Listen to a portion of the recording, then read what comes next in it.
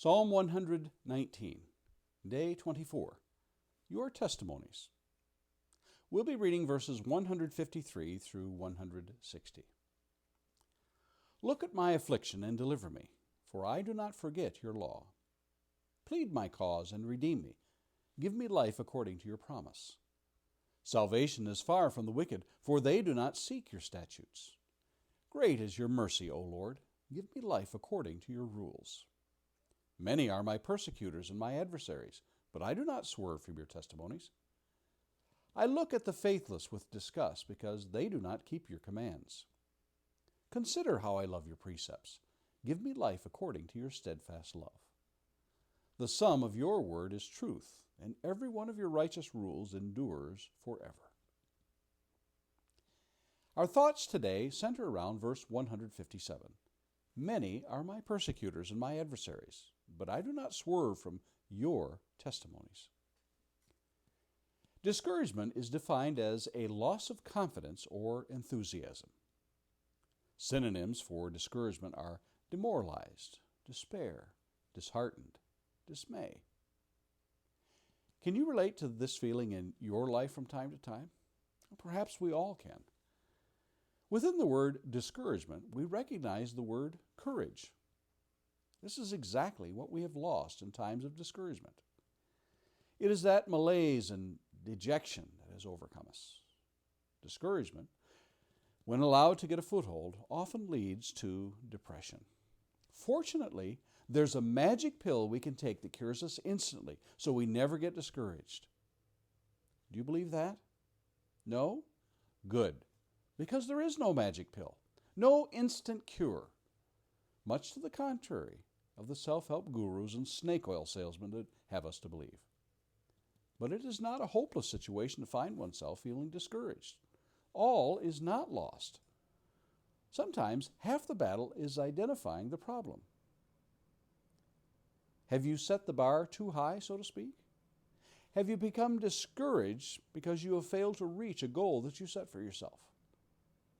Maybe it's an unreasonable goal. Now, that is not to say that we shouldn't always set easy goals and never challenge us. However, there is an honesty we must have within. There are perhaps other internal factors that need examining. It may be external in nature. In the books of Nehemiah and Ezra, the people were given the task of rebuilding the wall around Jerusalem and the temple. The enemies of God had other ideas and sought to discourage the people. We read in Nehemiah chapter 6 and verse 9, "For they all wanted to frighten us, thinking, their hands will drop from the work, and it will not be done. But now, O God, strengthen my hands."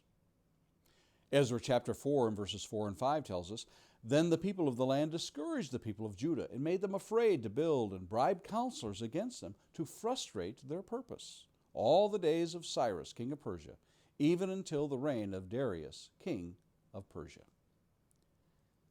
Discouragement is one of Satan's most effective tools. Whether it is external or internal forces that are the root of your discouragement, you can be sure that Satan is working overtime and pulling out all the stops to discourage your walk with God. One thing that is helpful to remember at all times is what John tells us in his letter.